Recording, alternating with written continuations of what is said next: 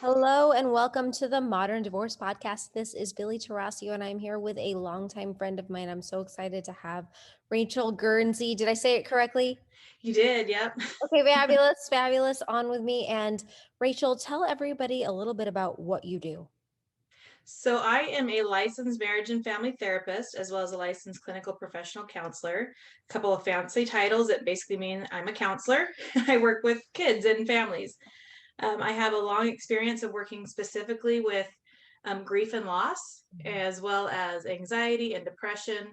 Have a bunch of different trainings to go along with all those things, a bunch of letters that can get attached to my name. But the most important part is just that I work with kids and families and work with trying to help them kind of navigate just life as it is. I am so happy that you're here because I was talking with a friend of mine who's a doctor, and she said that she has never prescribed antidepressants for kids to the same extent that she is seeing right now, and that kids in general are in crisis and are really feeling the effects of isolation, of lack of exercise, of panic and anxiety that they see around them. And then, of course, there's the fact that I work with families that are going through divorce all the time, which adds more complexity. So I really wanted to get your input on what parents can do to help their children with stress. So, and that's a really important aspect to really look at because there are so many components in our lives that can cause stress. Take away the pandemic, take away divorce. If this is a normal life, day to day, in and out, there's stress in our lives. Parents, even if they are not getting divorced, have conflict. Conflict can be healthy, but conflict isn't always healthy. Not getting along with friends, having body issues, having health problems. There's lots of different aspects of our lives that can create stress for us. But a big component that we have to look at too with kids is that they don't just get stressed from their own environment, from what they experience, they feed off of their parents and their caregivers' stress. So even if the parents are not doing some of those big, what we would maybe term as no-nos in a divorce, right? Even if they're not doing those things, the kids are still going to be getting that stress because they feel it from the parents as much self-care as the parents can do during this. That's going to play a huge role in helping the kids and support the kids where they're at. If we've got children that are, let's say, under the age of 5, how do we recognize what does stress and anxiety to the point where we should be concerned and be paying attention? What does that look like in kids that are under 5? Right. The first key in being able to make any changes is to recognize that change even needs to happen. And so stress with kids, it definitely is very age dependent. And that a big piece of that's going to be because of where they're at developmentally. So when you're looking at the 0 to 5, kind of that newborn, even all the way up to toddler, up to the way they're getting into the school age, really what you're going to find is that those kids are in a very concrete thinking. So dad's not here, mom's not here, that means they're gone.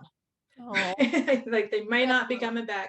They're yeah. just not here. They don't really understand future thinking. They don't understand the abstracts, like, oh, they still love you, but they're not here. They don't really understand that. They just know that I want them now and they're not here now. Right. And so the biggest thing with kids to look out for is you're going to see some of that irritability, kind of the crankiness, right? Kind of those typical things that you see with kids that are that age, the whining, the clinginess, those types of things. But it's going to be on an even bigger scale than you would maybe normally see when they're not under those additional stresses, right? So like I said, the clinginess is a big one. Sometimes you might see some regression. That's a big component once you get to kind of that toddler stage. So maybe you have a kiddo who's been starting to sleep through the night. Well, now all of a sudden you have this change that happens, and now you notice, well, they were kind of sleeping through the night, but now they're waking up a lot. Or they were able to sleep in their own bed, and now they want to sleep only in mom or dad's bed. Potty training is a big one too, right? Like, oh, they were pretty much potty trained, and now they started having accidents. I mean, that can actually creep into some of the little bit older school-aged kids, but that's more of a big element that you're going to see with those younger kids. And so if we see our children experiencing that, what steps should we take as parents to support them? So with that, and this is going to be kind of with all the different developmental stages. Again, the first one is just kind of recognizing it. So you need to know your kids, right? You need to know them so that you know, is there something different, first of all?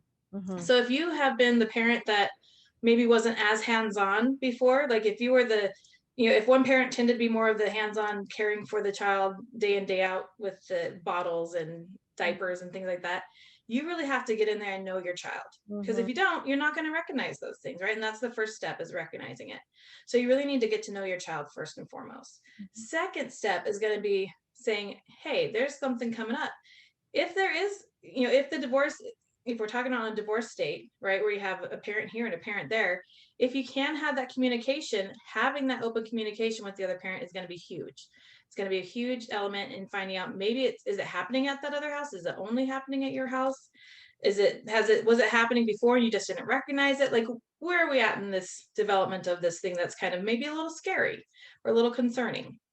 And the other thing is looking at, okay, so let's say it's a bedwetting, right? We have a little child who started the bedwetting. Okay, so this is something new. It's not something that's happened before.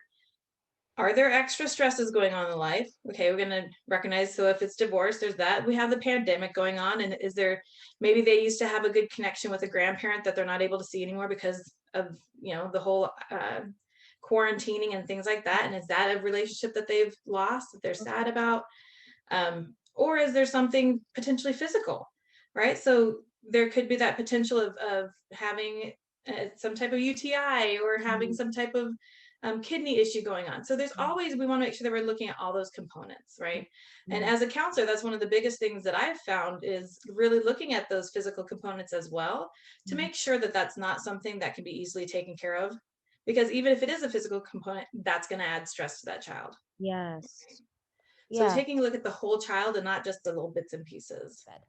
I see Hmm. this happen a lot with parents who are divorcing. They miss their kids. They're not around them all the time. Um, and their kids now want to sleep with them. What do you think about that? Is that a good strategy? Yes and no, right? Okay. It's very dependent on the relationship with the child, first of all. Is that child wanting to do that out of fear?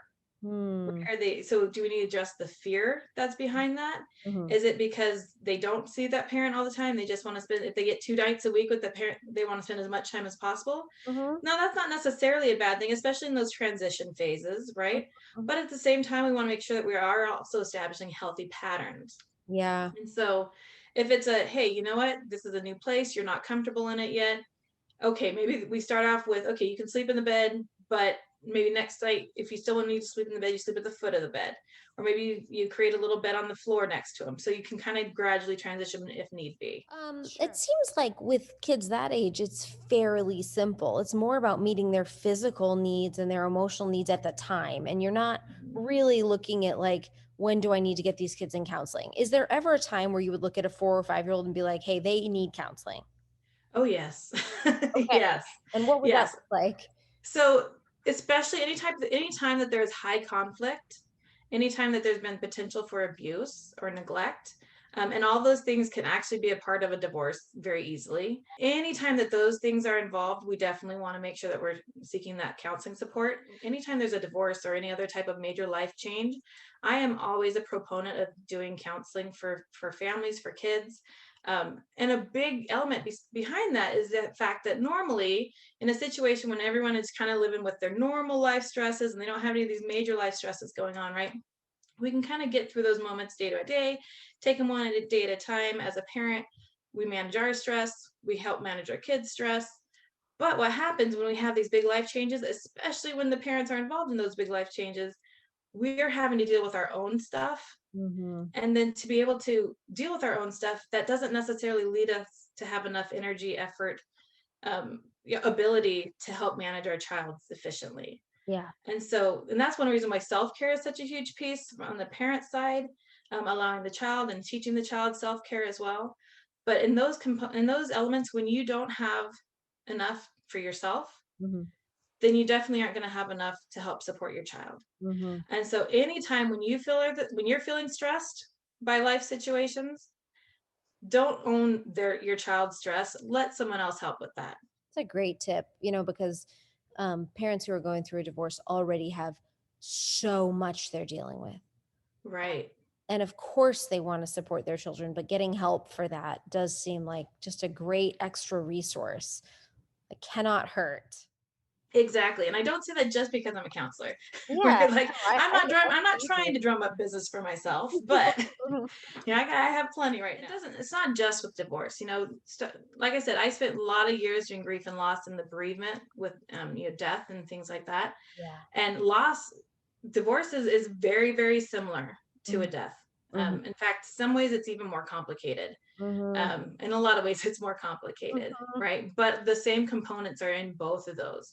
And so being able to have that background has really helped me be able to see what a lot of these kids are going through that people don't necessarily recognize, right? Yeah, That loss component is a huge, huge piece. yeah. And so if you've ever lost someone that was important to you, or through death, you know, that's one that a lot of people can kind of connect with, because most of us have lost someone, Mhm, especially with this pandemic going on, right? And the scariness that comes along with that. mhm. Um, Whenever we lose someone, there's a lot of big things that we go through, even though for the most part, a death is a lot of times natural, right? It's a Right, lot of times it's an expected thing, right. right? I know my most recent loss would have been my grandma, and that was a few years ago. Mhm, And I know you've had losses recently too. mhm, And those are ones that they're expected. They're in their 70s, 80s, 90s, mhm, right? But they still have a big emotional turmoil on us. You know, mhm. they have that impact on us. Um, you take that, now you add that divorce component where it's someone choosing to leave, right? It's not necessarily something that's supposed to happen. Yeah. And that gets real complicated. That I gets real complicated. what does it usually look like in school-aged children? How do we recognize that they're really struggling?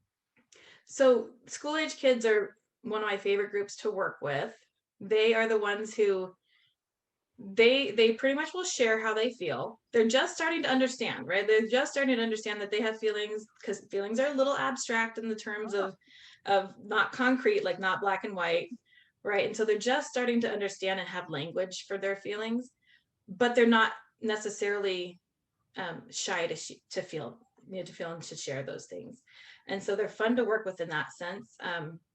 But you might see the same thing with the irritability, crankiness, whininess, clinginess. A lot of those same things you might see with toddlers. It just looks a little different when the kids are able to care for themselves a little bit, when they're mhm, not quite as dependent as they would be with, you know, as a toddler. mhm. But you might also see one of the things that a lot of people overlook, actually, and this is something that I try to remind all my parents, is that just because a kid's not misbehaving doesn't mean they're not struggling, right? In fact, the kids who are misbehaving are oftentimes the kids who are having their needs met, Yeah, right? Misbehavior is a communication, yeah, and they're communicating that they're struggling. yeah. And we recognize that they're being naughty. They're picking on, you know, fights with their siblings. They're, you know, being naughty at school, those types of things. Their grades are going down, right? Those are things that we all recognize as, oh, that child needs help. Right. But the reverse of that, you have a kiddo who is now getting straight A's, who is can't miss a day of school, who, you know, is has to get all their homework done no matter what the cost, right? Especially when you're looking at this school age child, you know, up to about 11, 12 years old. We know that their homework is not, in the life scheme of things, that important, right? Right, Like, right. when we get to high school, we're talking about getting into college, and that changes things a little bit in perspective.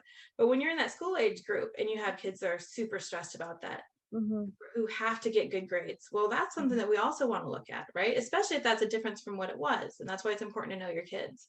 Because I work with kids oftentimes who they have to, well, if I get straight A's, then so and so will love me. Oh, If I had just been better, they wouldn't have left. So I'm going to be better so that this other parent doesn't leave, or so that they won't leave me again, yeah, or whatever the situation might be, right? Kids get deep. They can get real yeah. deep, Mhm, right? And so that's one thing I like to always point out for sure, is that we oftentimes recognize the kids who are struggling because of bad behaviors. mhm, We don't always recognize the kids that are struggling with good behaviors. mhm. We almost think like, oh, phew, they're doing fine. Right. But if we don't know our child, that's where we'll stay. But if we can get to know them better, then we can recognize that as, maybe this is something a little bit more than they're doing okay. I could be totally wrong on this, but it seems like the kids who are the perfectionists, who take the problems on themselves, is it true that they seem to be the ones that might be more prone to self-harm? They can be. They can be. It can go either way really with self-harm, because you can have the kids who are, going down the depression route and feeling, and not that someone who is perfectionist can't also go with the depressive route, but they tend to be more maybe on the anxiety driven kind of Right. internalizing piece. Mhm. But you can also have someone who has depression who goes that route, right? Like when we get to the self-harm, as far as like cutting and things like that, it tends to be, I want to feel something because I zone out everything, because everything else is too much. So I'm going to feel nothing except for this. That is one of those places that you might see some of the either super stringent, like they beat themselves up if they get to that perfectionist state, right? But it's always something you want to look out for, is those self-harm behaviors or thoughts, or little phrases, quips here and there, because it's definitely, especially when you have these big life transitions and you're getting into that hormonal changing Yeah. period towards the end of that school age, it's Hmm. definitely something to have your eyes out. I've got one family that has a kiddo who's struggling with pulling out her hair. Trichotillomania. I, I, I don't even know what that word is, but like Yeah. she's an anxious perfectionist child, Hmm. and it's just it can manifest. Kids are so complicated, and their problems Hmm. can manifest in so many ways. And I didn't even know that pulling out your hair was a thing. So the diagnosis for that, generally speaking, is trichotillomania, right? That's one of the favorite ones everyone learns in grad school. Trichotillomania, right? Basically, that's exactly what it is. It's pulling out hair, and it can be eyebrows, eyelashes. It can be hair on the head, especially. So if you have a kid who has a nervous tendency generally to kind of play with their hair, Sure. someone who under stress might go to where it's more of a pulling of the hair, right? Pulling out hair. And you might, like, I've had clients who've had literal patches of being bald because they pull so much, Yeah. right? Yeah. And that's for sure one of those signs that their anxiety is way out of control and not Sure. managed well. Do we treat later teens differently than younger teens, or is that all about the same? It's very similar. The biggest component that changes is just developmentally where they're at, as far as ability to kind of connect with their own emotions, kind of understand what's going on. Um, so early teens, they're just starting to understand language really well, right? They're just starting to understand that, hey, I can actually talk about what I'm feeling and have people kind of understand it. So they're going to start, telling you little bits here and there, and you have to be watching out for it, right? You got to hear for those moments. Mm-hmm. The older teens, they're going to understand the situation a little bit better. And once you get to the older kids, you might also have them understanding that, hey, I can kind of manipulate the situation to my own, right, to work out in my behalf. Or it might be that they really have so much on their plate that they kind of disengage from everything, right? You can kind of have it go both ways. Kids go both ways. But overall, what the signs you're going to see are very similar between a preteen and a teen. Again, irritability, Mm-hmm. right? That's the big one. Anger, a lot of times when you hit kind of the 12, 13, 14, that's when you're really going to see anger starting being geared towards somebody Mm. rather than just in general Okay. being kind of cranky. So you might have anger at the parent who's left. You might have anger at both parents, Mm. right? That can be definitely geared towards somebody or at both parents. You might have a lot of isolation. That's a big thing to watch out for. Whether they're isolating from family, right? Kind of doing that. I'm in my room. I'm not talking to anybody, or it might be just separation from family, because during this age group, individualization is a huge component of becoming a teen, right? Identifying yourself separate from your parents. And so that's why you see them kind of clump onto their peers a Mm-hmm. lot more during this time, because they're differentiating from their parents. And so you might see them kind of go to their peers and share with their peers things that they might not necessarily share with you. The hardest parts with when this transition happens during the teen years is because how much of this is because they're a teen and how much of this because it's a divorce, right? Or Right. because it's added stress. Right. So I can tell you, I have a 12-year-old son, and he is so hormonal. It's crazy. It's driving me nuts. And my husband and I are having, as far as I'm aware, no major issues, no major concerns, right? Things are pretty okay for us. Um, but there are times, I tell you what, there's times when I just have to shake my head and like try not to pull out my own hair, because I just have to breathe. Yeah. Right? I just have to breathe. And he is having his normal hormonal, just teenage self. Yeah. And so when you add that component of all those other pieces to it, the additional stresses, it can be really hard to know, is this or is it that? But the thing is it doesn't really matter. You're Yeah. going to treat it either way. The other really massive thing that I've noticed with my teenage boys is with moving school to online, Mm-hmm. the amount of screen time that they're getting went way up. And Oh, yeah. the amount of social interaction that they're getting actually with their peers and the amount of exercise, Oh, yeah. like it's hit them hard, especially my 13-year-old. And I feel like, maybe it's also due to hormones and moodiness, but I also see just how easily and how, I don't know how do you know if your child is addicted to electronics? Shut it off and see what happens. Yes. Okay. All right. So I can tell you when I shut it off, like I mean, they're not happy. I would say that probably, I mean, and this is just me throwing out a number. There's no research behind this number I'm about to give you, right? From my personal experience, I would say at least 80% of kids these days are addicted to Mhm, screens. mhm.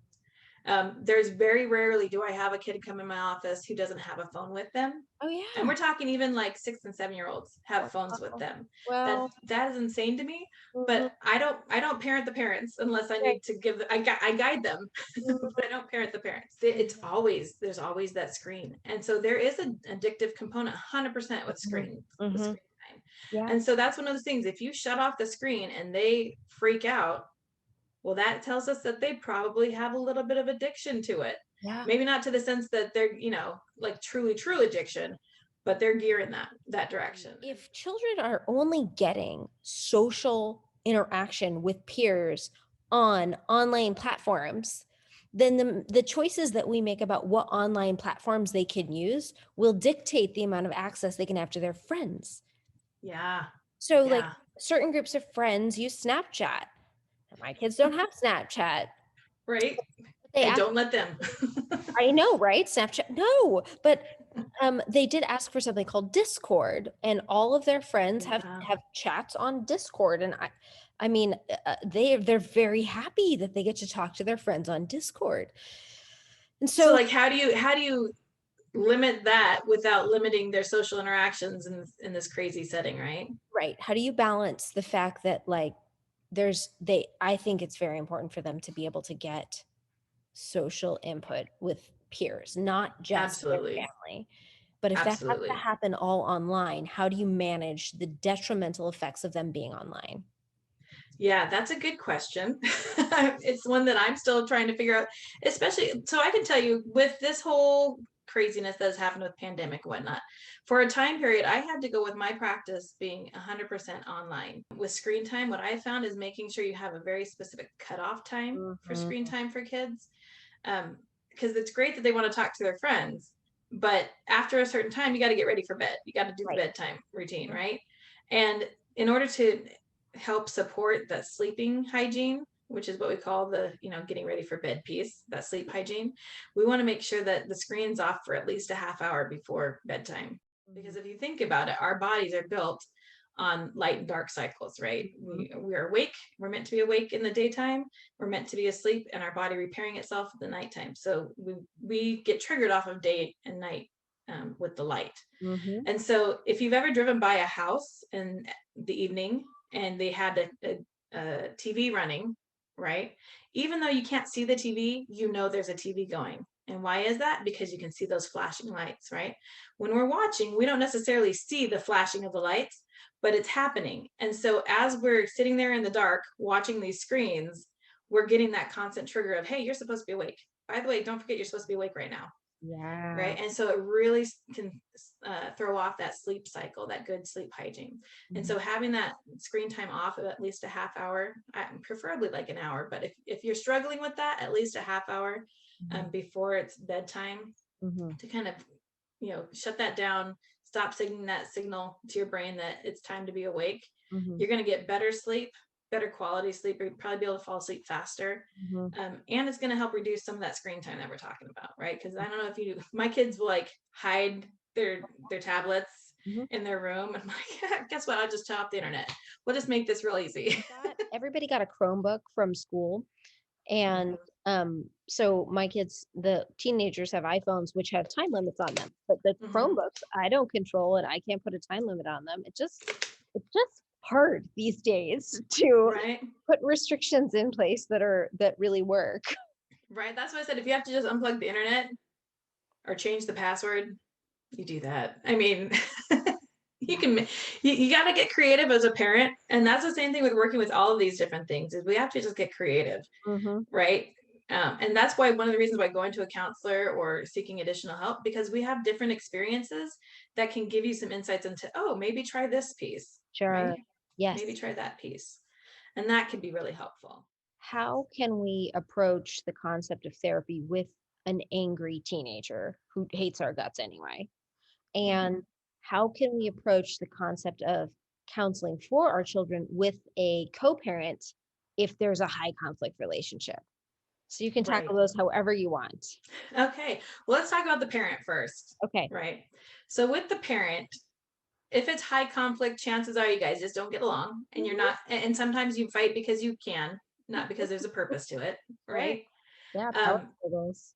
And so first of all, you have to ask the question of, do I believe that the other parent, the co-parent, do I believe that they have the best interest at heart for the child?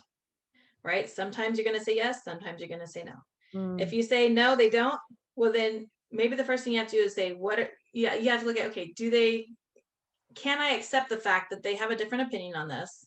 And what does the parenting plan say? That's something we have to go and look at as well, right? Ideally, we're going to have their buy-in, and that it's going to work to be able to get that support.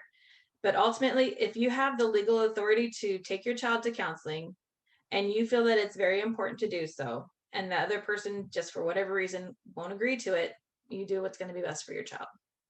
Right.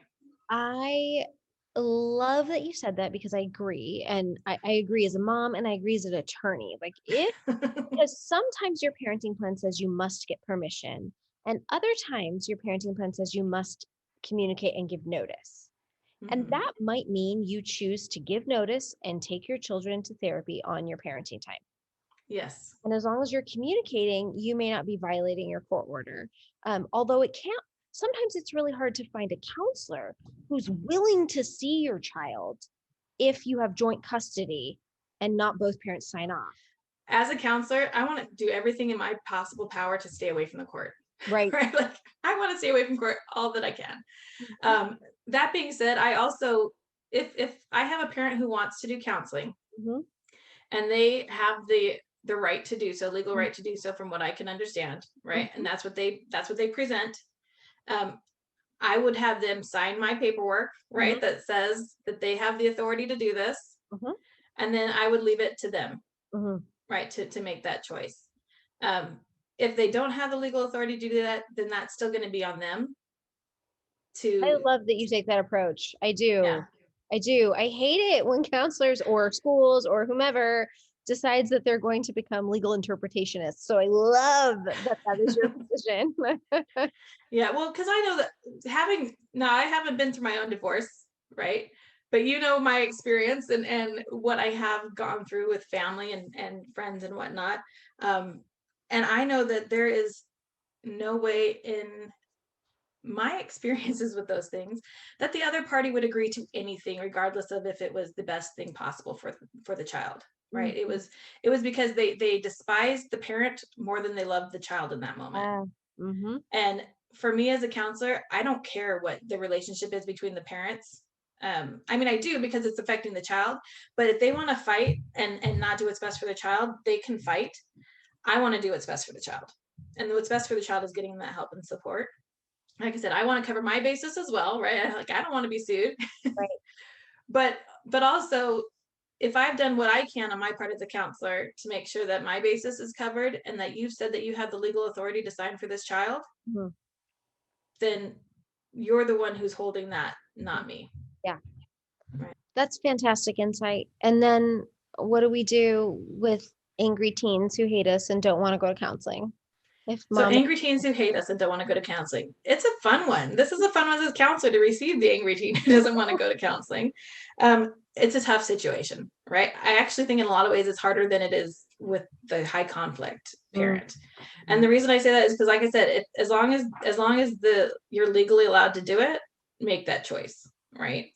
But with a teen, they have the right to not participate, right? Even if you literally drag them in there, they can sit there and say not a single word. I have had that. It is difficult. That being said, the more open and honest you can be with a teenager, because they are, again, developmentally, hopefully you know your child well enough to know where they're at in the terms of what they can understand and accept about the situation, right? But the more that you can be open and honest with them and just say, hey, this is what I'm seeing. Have concrete details, right? Even though teens are moving out of the concrete, when we get right, this one gets real quiet. It's not able to be heard over this back emotional brain, right? And so when we're trying to use logic in terms of, yeah, but this will be so much better and you get to talk to somebody, this part of the brain is like not even hearing it, right? This part of the brain is the part that would process that, and this is the part that's in charge right now. And so when that part gets going, and you've seen a toddler, right? Toddlers who throw tantrums, that's all back here. Oh, yeah. Right? That's not their little logic mind trying to process it. That's just emotion. I want it, I didn't get it, I'm throwing a fit, I'm tired, cranky, whatever it is, right? When we get to that emotional state, we all function just like toddlers. It may look slightly different, but we all function just like toddlers. And so coming back to that concrete level and helping manage that emotional part of it. And once the emotions are managed a little bit better, then tackling that, let's figure things out. That can help. Going, like I said, to the concrete of, here's the things I've seen, right? I've seen that you are, throwing stuff around. I've seen that you and your siblings have been fighting. I've seen that you have started staying out late past curfew. I've seen that I found drug paraphernalia, whether you're using it or a friend's using it. I've found it, right? And that scares me.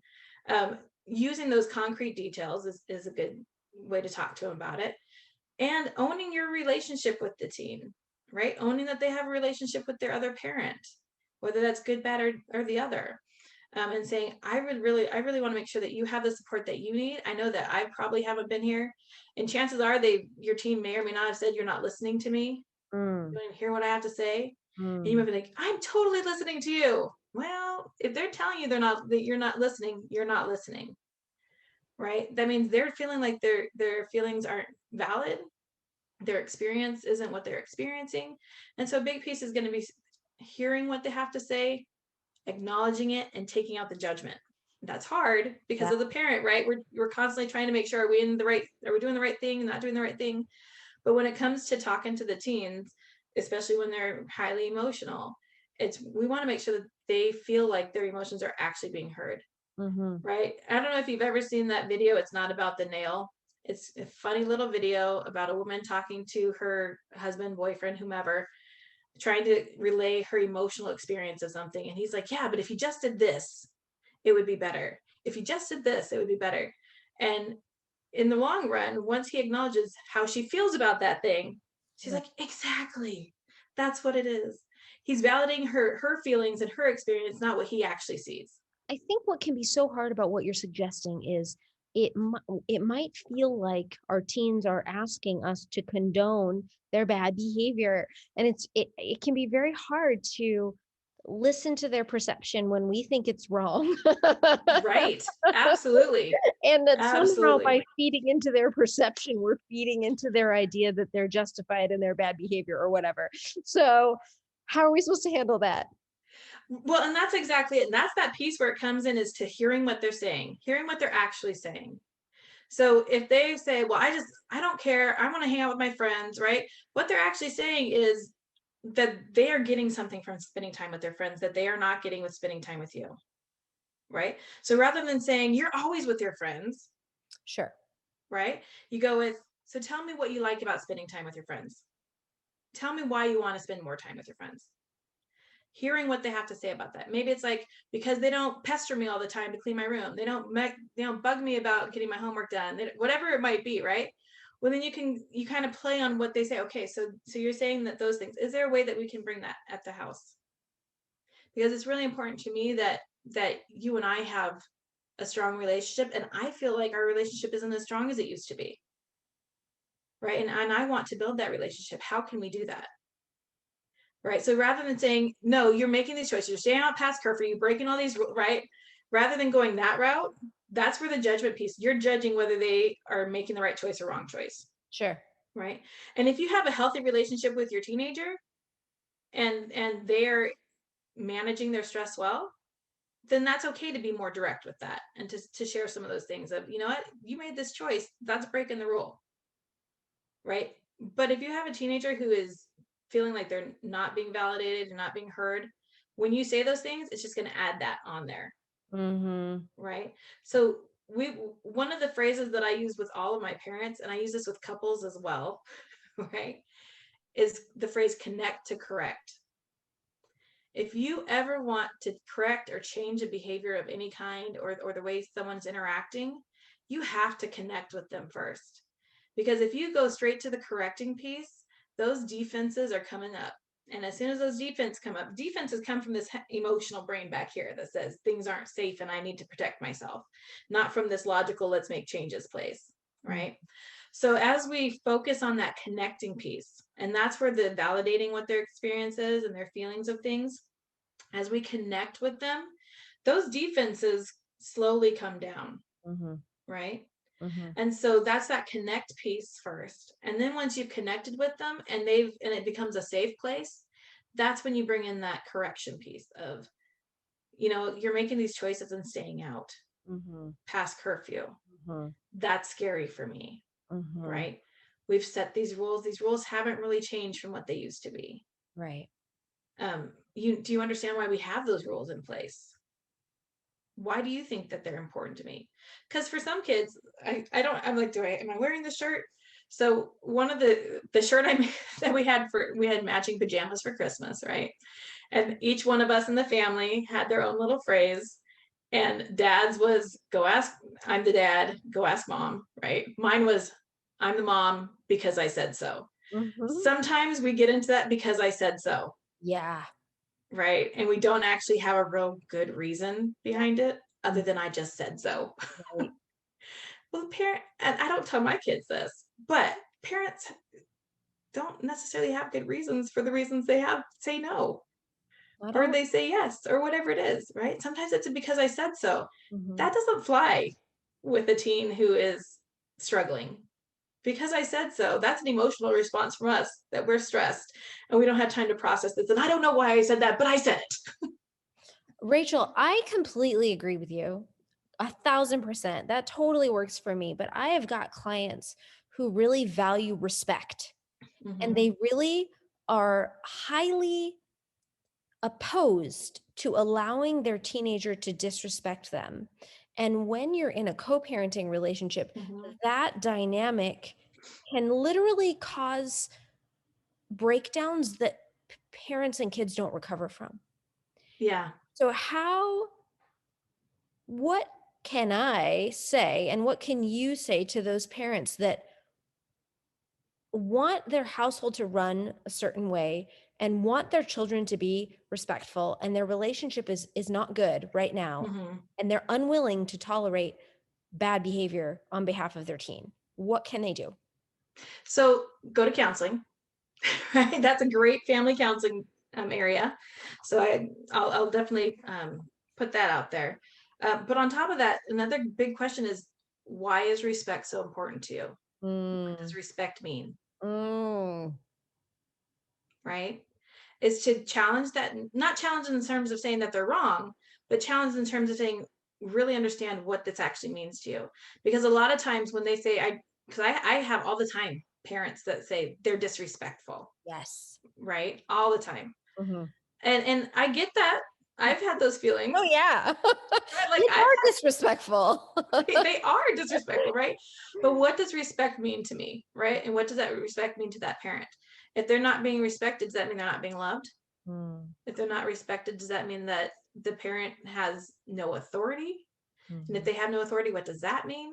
Mm-hmm. You know, there's a lot of different, especially considering the people's family histories coming up to the point where they're at. There's a lot of different layers that can be there and what that means to them. For some people, it was a, in my household, if I didn't respect my dad, then I got beat. And I'm not beating my child. So we're a step up. Well, you know what? Good. Yeah, you are. And I will give you props for that. 100%. I will give you Yay. props that you have made improvements. But do you think we can make some more improvements? You're Sure. aware of those changes. We want to celebrate the changes you've made, but I think that you have it in you to make even better, to Hmm. do even better, to choose even better. So really challenging and deconstructing that value to Mm-hmm. figure out a way forward. Yeah, absolutely. And if they're not willing to do that, I mean, people get stuck. They do. People do get stuck. And until they want to make a change, they won't. There's nothing that we can do to change someone else's mind, to change how someone else feels. We can't change anybody else, right? Which is a huge piece coming into when you look at a divorce situation, right? Like, honestly, that's probably why most divorces happen, Yeah. right? Because two parties, for whatever reason, are not willing to change, both make changes. Right. But once that separation has changed, I think sometimes people think that there's this magical thing that's going to happen, that now that person's going to start making changes and agree with me. Yeah. Right. Probably not, Hmm. right? So when you have that 50-50 parenting or whatever that looks like, one of the biggest challenges that kids have is transitioning between the two pieces, right? And just and creating, going back to that stress management piece, you can imagine going from one situation to a next situation back and forth. That transition can be super stressful. Yeah.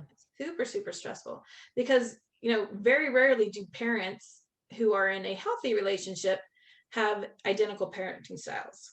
Right. So if you have parents who are in an unhealthy relationship that most likely ends in divorce, chances are even less that they're going to have the same parenting style. Right. And so you have kids that are trying to navigate between this type and this type. Like, this parent is an authoritarian. This parent is so lackadaisical because they're overcompensating that right, like that they have no structure over here. Right. Right. And so having kids trying to figure out how to transition between the two, sometimes they mess up. Right.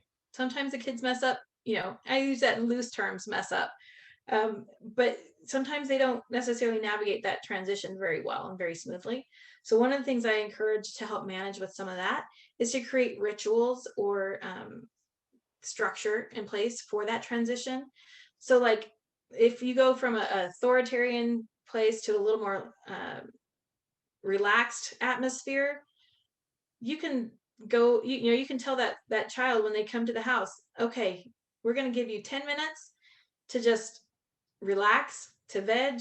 If you want to put things in order, you can here. If you want to sit in your room and do nothing for the next 2 minutes, feel free. This is your time to kind of transition. And maybe kids need a little more time. Maybe some kids need a half hour, right? Sure. But some kids might need 5 minutes. Some kids might be fine.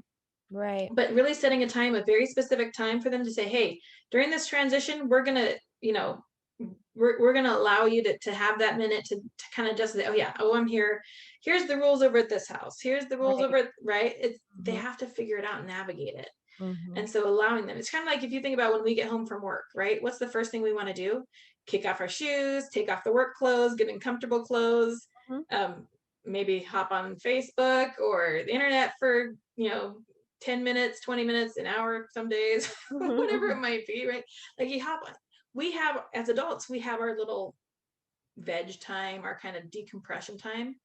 Kids need that same thing. Hmm. And so creating that as part of a ritual or a transition into each home can really help with that, making it a little bit more manageable, because then they can kind of say, okay, oh, I'm at mom's. Here's what we're going to do at mom's. Here's how things work here. And Hmm. it's not going to take away all the struggles and stresses of that transition, but it can really help support it. But one of the questions I have is, I know you're in Montana, but Mhm. can you work with clients anywhere, or do you really only work with local clients? So the way that state laws work for counseling is we have to be licensed in the state where the client resides or where they're at the time that they are receiving counseling. Okay. So as of right now, I'm only licensed in Montana, so I Mhm. can work with anyone who is in Montana. Mhm. I do have telehealth still, Mhm. right? So they don't have to be in my office to be able to work with them, Mhm. but they have to be in Montana for me Okay. to work with them. Okay. Um, that being said, I am branching out and looking at other places to get licensed just so I can maybe grow that piece a little bit more. But but generally speaking, you have to have someone who's licensed in the state. Awesome. Well, we'll make sure to put all of your contact information in the notes. Thank you so much for your time today. No problem. And I'll You're send you a link. I actually found a great website that has how to talk to kids about divorce, and it's broken down by age and development and things like that. It does a really good job of just making it real simple and clear. So I'll send you that link. You can post that too. Thank you, Rachel. We'll talk to you soon. All right. Thanks, Billy. Bye.